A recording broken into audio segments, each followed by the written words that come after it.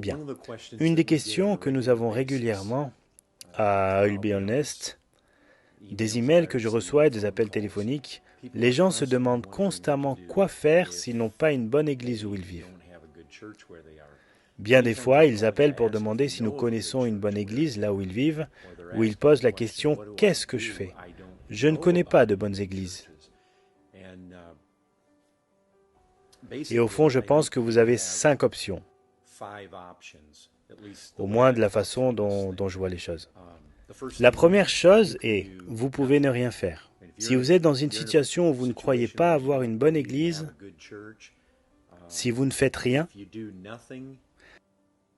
et vous n'êtes pas du tout dans une église, cela semble s'opposer à Hébreux 10, 24, qui dit que n'abandonnons pas notre assemblée. Donc ce n'est pas une bonne option.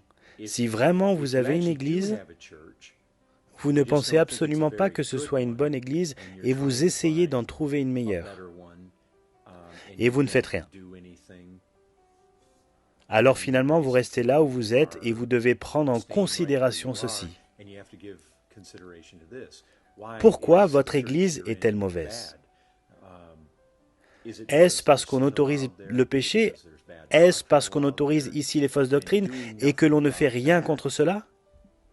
Le Seigneur écrit à ces églises dans Apocalypse chapitre 2 et chapitre 3 qui ont autorisé à la fois la pratique du mal et le péché dans l'église et il a blâmé l'église entière.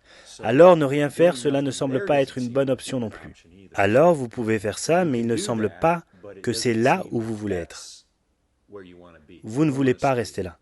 Alors quel serait le deuxième choix?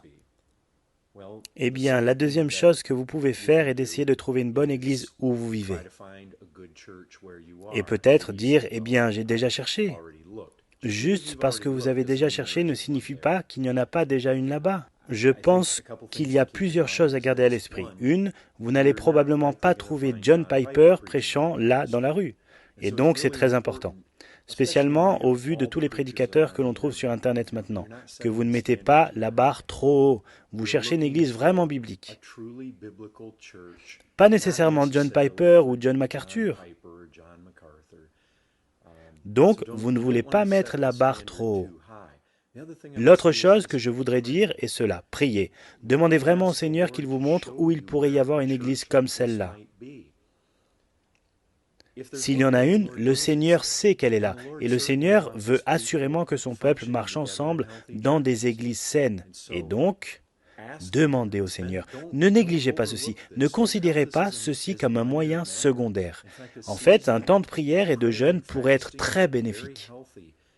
En recherchant la volonté du Seigneur, une très importante partie de votre vie, recherchez le Seigneur. L'autre chose que je vous dirai en essayant de trouver une bonne église est d'utiliser les outils qui sont là.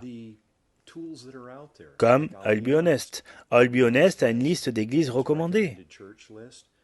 Johnny Fares, fares.com, a une liste d'églises baptistes réformées. Night Marks, je pense qu'ils ont une liste d'églises. Les fondateurs, baptistes du Sud, ils ont des listes d'églises. Vous pouvez appeler.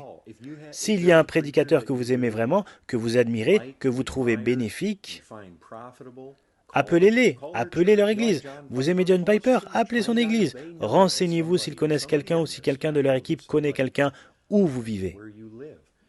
Utilisez les ressources qui sont là.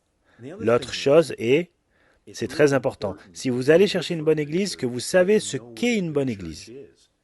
Et que cherchez-vous si vous cherchez une bonne église? Le genre de choses que vous voulez en cherchant est ceci. Ont-ils une opinion élevée de la Bible? Réellement important? Une vue élevée de Christ? Pratiquent-ils la discipline dans l'Église? Sont-ils évangéliques? C'est réellement important. Prient-ils? Ce sont juste quelques-unes des choses de base que vous devez vraiment chercher dans une bonne église. Donc, vous avez la première, vous pouvez ne rien faire, vous pouvez chercher une église là où vous êtes. Une autre chose à laquelle vous pourriez penser est que vous pourriez démarrer une église où vous vivez.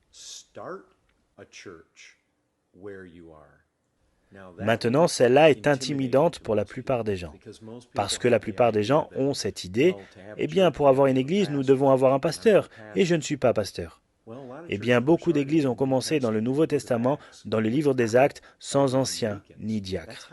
C'est comme cela que les églises commencent très souvent.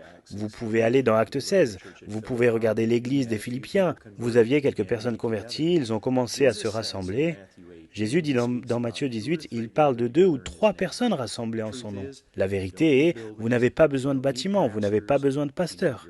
Vous avez besoin de votre Bible et de personnes craignant Dieu. Et vous pouvez commencer à ouvrir cette parole. Vous pouvez chanter ensemble, vous pouvez prier ensemble, vous pouvez commencer par un très petit nombre de personnes. Et concernant le fait de commencer une église, c'est quelque chose qui nous intéresse vraiment. Et si quelqu'un aimerait commencer une église mais trouve cela vraiment intimidant, s'il vous plaît, envoyez-nous un email, appelez-nous. Nous aimerions vous aider autant que nous pourrons en essayant de commencer quelque chose, si vous êtes disposé à le faire. Donc ce serait la troisième chose. La quatrième option que vous pourriez prendre en considération serait, si vous êtes déjà dans une église mais que vous ne pensez pas que c'est une bonne église, vous pouvez chercher à réformer cette église de l'intérieur. C'est mieux que d'essayer de déménager ailleurs. Vous pouvez essayer bibliquement d'initier des changements dans l'église qui pourraient amener cette mauvaise église à devenir une bonne église. Et c'est vrai, il y a de mauvaises églises et il y a de bonnes églises. Et d'habitude, ce qui rend une église mauvaise, c'est parce qu'ils ont des pratiques et enseignements qui ne sont pas bibliques. Ils ne s'alignent pas sur la sainteté. Le péché est permis, le mauvais enseignement est permis. Et la Bible nous dit comment traiter le péché dans l'église. Matthieu 18, 1 Corinthiens 5, 2 Thessaloniciens. Il y a plusieurs passages où nous voyons comment nous devons traiter le péché. Et aussi, on nous dit comment traiter les faux enseignements. Et à propos, même si l'erreur ou le faux enseignement sont dans l'équipe dirigeante, les anciens, les pasteurs, ça peut être abordé, ça peut être traité. La Bible nous donne la façon de s'en occuper. Vous devez étudier attentivement 1 Timothée, chapitre 5. Cela explique comment aborder les anciens. Comment reprendre les anciens? Il y a même un passage pour reprendre les anciens publiquement. Si vous essayez de réformer une église de l'intérieur, il faut en mesurer le coût. Vous aurez besoin constamment d'être dans la prière, vous devez être humble, vous devez choisir vos batailles avec beaucoup de précautions. Vous devez chercher à naviguer dans les versets bibliques et les procédures bibliques pour l'emporter. Et ce ne sera pas un chemin facile, bien évidemment, mais c'est vraiment, définitivement la quatrième option. La cinquième option est, vous pouvez faire vos bagages et aller là où il y a une bonne église. Et de nouveau, de la même façon que vous avez cherché une église là où vous êtes, si vous faites vos bagages et déménagez là où il y a une bonne église, de même, vous devez savoir ce qu'est une bonne église. Et donc, tout comme je l'ai mentionné avant, certaines des caractéristiques d'une bonne église, vous devez absolument vous assurer que ces choses sont en place. Et au fait, que vous aimiez la prédication ou l'enseignement d'une certaine église sur Internet ne veut pas automatiquement dire que c'est une bonne église et que si vous déménagez là-bas, vous allez trouver que tout est comme vous le pensiez, juste par leur enseignement sur Internet.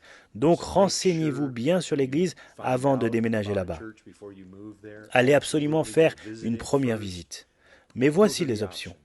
Donc, en gros, vous pouvez ne rien faire. Vous pouvez chercher une bonne église là où vous êtes.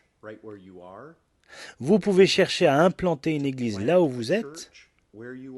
Vous pouvez chercher à réformer de l'intérieur une église pas trop bonne.